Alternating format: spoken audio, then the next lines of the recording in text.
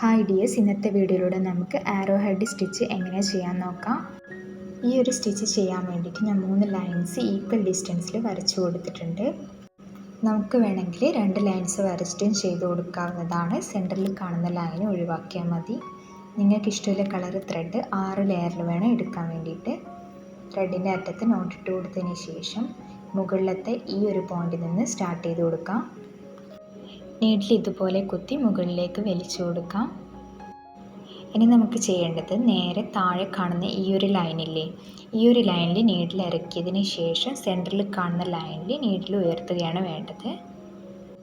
അപ്പം നമുക്കൊരു ഏറോയുടെ ഷേപ്പ് ലഭിക്കും. ഇതുപോലെ നീഡിൽ മുകളിലേക്ക് ഉയർത്തുന്നതിന് ശേഷം ഈ ഒരു ത്രെഡില്ലേ, ഈ ഒരു ത്രെഡ് നീഡിലിൻ്റെ താഴ്വശത്തൂടെ ഇട്ട് കൊടുത്തിട്ട് പതുക്കെ വലിച്ചു കൊടുക്കാം. ഇതുപോലെ നമുക്കൊരു വി ഷേപ്പ് ലഭിച്ചിട്ടുണ്ട്. ഇനി നമുക്ക് നേരെ നീഡിൽ താഴത്തോട്ട് കുത്തി കൊടുക്കാം. ഈ ഒരു സ്റ്റിച്ചിനാണ് നമ്മൾ ആരോ ഹെഡ് സ്റ്റിച്ച് എന്ന് പറയുന്നത്. വളരെ സിമ്പിളായിട്ട് ചെയ്യാൻ പറ്റുന്ന സ്റ്റിച്ചാണിത്. ഈ ഒരു 3 ലൈൻസ് വരച്ചു കൊടുക്കുന്ന സമയത്ത് ഈക്വൽ ഡിസ്റ്റൻസിൽ വേണം ലൈൻസ് വരച്ചു കൊടുക്കാൻ, അല്ലെങ്കിൽ നമുക്ക് കറക്റ്റ് വി ഷേപ്പ് കിട്ടത്തില്ല. അപ്പം നമുക്ക് ഒന്നുകൂടെ നോക്കാം. ഇത് മുകളിലത്തെ ലൈനിൽ സ്റ്റാർട്ട് ചെയ്ത് കൊടുത്തിട്ടുണ്ട്. ഇനി നേരെ താഴത്തെ ലൈനിലോട്ട് കുത്തിയതിന് ശേഷം സെൻട്രൽ ലൈനിൽ നീഡിൽ ഉയർത്തി കൊടുക്കാം. ഈ ത്രെഡ് നീഡിലിൻ്റെ താഴ്വശത്ത് വേണം വരാൻ വേണ്ടിയിട്ട്. ഇനി നേരെ താഴത്തോട്ട് നീഡിൽ കുത്തിയിറക്കി കൊടുക്കാം. ഓരോ സ്റ്റിച്ച് കഴിഞ്ഞിട്ടും ത്രെഡ് കട്ട് ചെയ്യേണ്ട ആവശ്യമൊന്നുമില്ല. ഇത് തന്നെ കണ്ടിന്യൂ ചെയ്ത് പോവാം. ത്രെഡ് എവിടെ വെച്ചാണോ കഴിയുന്നത് അവിടെ നോട്ട് ഇട്ട് കൊടുത്തതിന് ശേഷം പിന്നീട് സ്റ്റാർട്ട് ചെയ്താൽ മതിയാവും.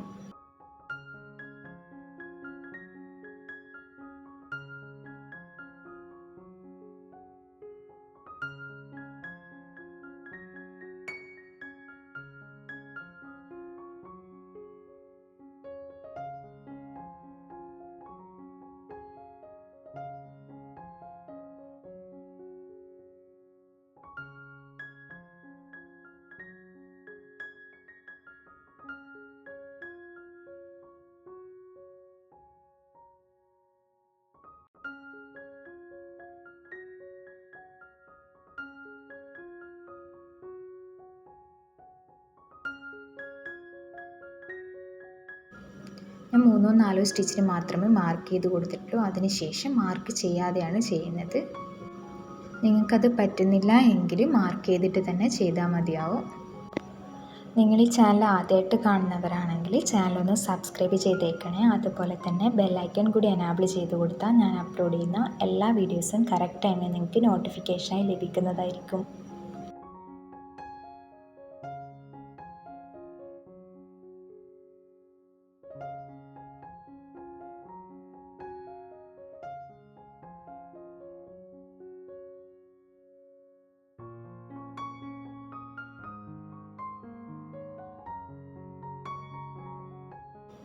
സ്റ്റിച്ച് ബോർഡിൽ മാർക്ക് ചെയ്ത പോർഷൻ അത്രയും ആരോ ഹെഡ് സ്റ്റിച്ച് ചെയ്തെടുത്തിട്ടുണ്ട്. നിങ്ങളുടെ ഈ സ്റ്റിച്ച് കറക്റ്റായിട്ടാണോ ചെയ്തതെന്ന് അറിയണമെങ്കിൽ ഇതിൻ്റെ ബാക്ക് വശം ഒന്ന് നോക്കിയാൽ മതിയാവും. എല്ലാം സെയിം പാറ്റേൺ റിപ്പീറ്റ് ചെയ്തിട്ടായിരിക്കും വന്നിട്ടുണ്ടാവുക.